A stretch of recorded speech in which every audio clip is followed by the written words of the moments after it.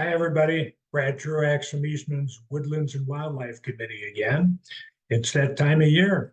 Blackfly season is descended upon us. Eastman's best known pest, the blackfly, is now out. Those little hard to see insects that cause itching, swelling, and bleeding every spring. They're annoying, but they seldom transmit diseases like ticks and mosquitoes can.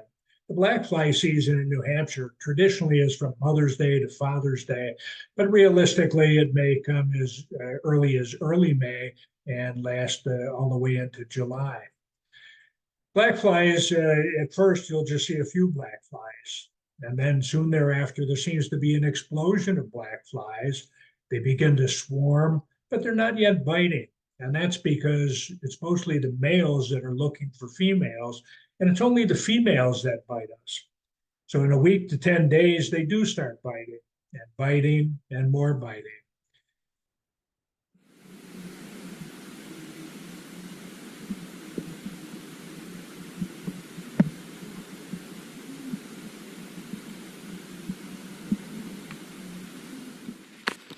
Hey, welcome back. Really short video today. I just wanted to show you something. I'm going to show you a clip I took yesterday of this area right here beside this tree. Many of you on the channel every spring, I talk to you about blackfly season here. And so many of you in different countries or different parts of the continent have said you've never experienced it. So I thought I'd show you what it looks like when that blackfly population explodes. It's a pretty interesting occurrence. Happens the same way every year. You start to see a few blackflies, then a few more and a few more, which started to happen late last week. And then out of nowhere, like 2 days ago, the population explodes and there's just an unmeasurable amount of them throughout the air. When you watch this next clip, I'd ask you to watch for two things. Remember, they just hatched or just took to the air. So they're tiny and they're gonna get bigger. The second thing is you're gonna hear a sound. This is what I hear when I walk out my door. And there's no generators, there's no air conditioner, there's no equipment running. The sounds you hear are the flies. Take a listen and take a look.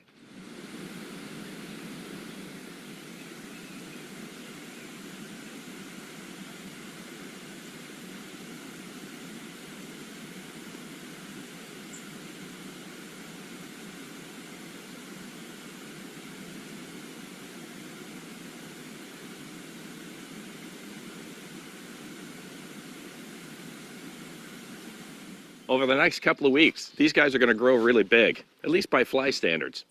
Little fun fact for you, the males don't bite you. It's the females that bite. And this time of the year, we want sunshine and warmth, but we want a lot of wind every day.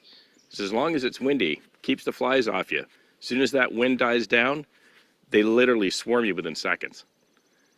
In the next few weeks, I'm going to try to get another picture of them on the outside of the forest, because when they're really big and they start to swarm like that, the sound is incredible, and it looks like there's a big black cloud over the canopy of the forest.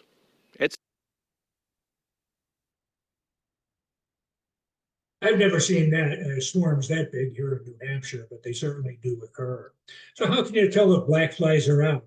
First of all, you look for somebody doing the New Hampshire wave. That's the New Hampshire wave. Hey, what's wrong with this guy? He's wearing short sleeves, shorts, has an open neck, and a red shirt.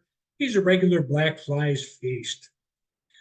Unlike mosquitoes, which propagate in still water, blackflies lay their eggs in running water. The larvae attach to rocks, leaves, grass, or anything that's submerged underneath the water. And they pupate underwater and then emerge in a bubble of air as flying adults. And the males don't bite. They just feed on nectar and other things. It's the females that bite, and they gain nourishment by feeding on the blood of mammals, including humans. And the females need a blood meal before they can lay any eggs.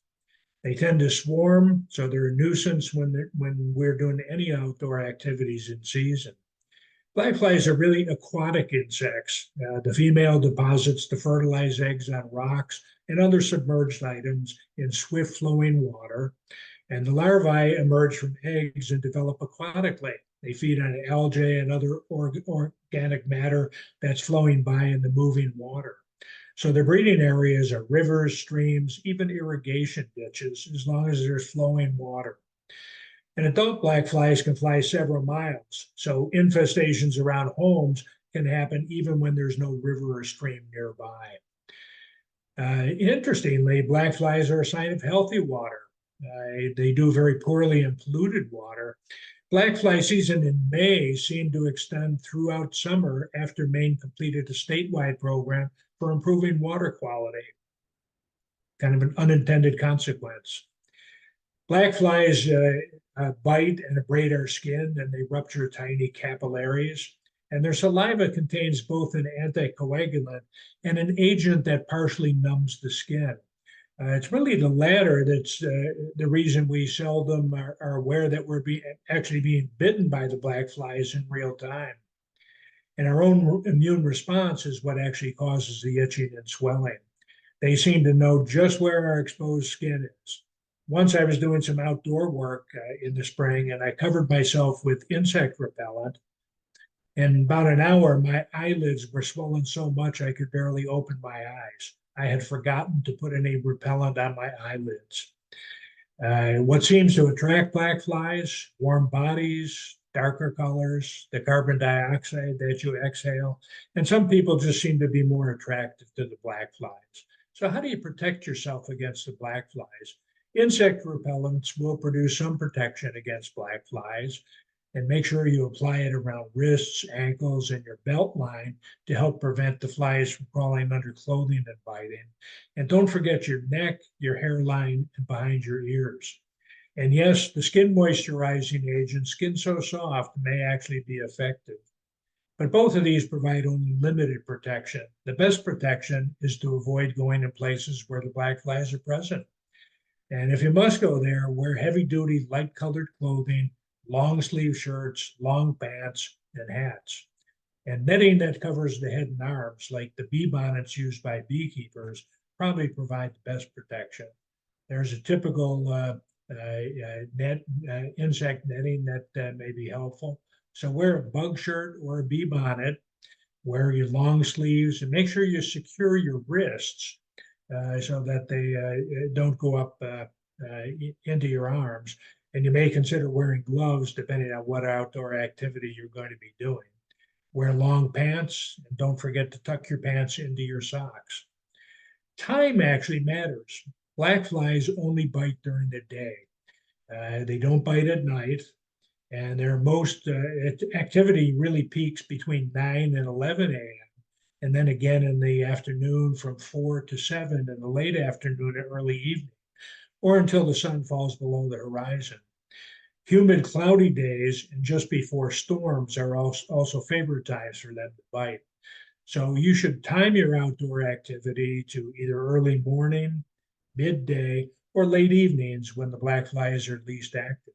And don't forget, you can go out on breezy days. That's probably the best time to be out. Color matters too. It's interesting. Color can influence the black flies. Dark green, brown, and red may attract black flies, but lighter colors like orange, yellow, and light blue are less attractive to them. And note that colors are also important regarding mosquitoes. There was an experiment with mosquitoes in which they ignored a colored dot if it was green, blue, or purple in color, but if the dot was red, orange, black, or cyan, the mosquitoes would fly toward it. Black fly bites cause localized redness, itching, and swelling. And note especially the hairline, neck are favorite places. The ankles and wrists are also favorite targets. If you get these bites, you should wash them with soap and water, and you can apply ice. Be careful you don't scratch them. That's just going to make things worse. You can use topical anti-itch creams, and if it's particularly bad, oral antihistamines may help with the itch. And some people react to black fly bites with a collection of symptoms known as black fly fever, when the symptoms would be headache, fever, nausea, and swelling lymph glands. And don't forget your pets. Remember, the female black flies gain their nourishment by feeding on the blood of mammals, not just humans, but also your dog and other mammalian pets may get bit. So you need to walk them when and where black flies are going to be less active. And never use DEET products on dogs or cats. You may want to check with your vet. Again, key thing with the black flies, it's a fairly short season that they're going to be out there, but they can be very annoying. So we hope that you learned some key things from this so that you can protect yourself and your pets from black fly bites, and hopefully still enjoy the springtime here at Eastman.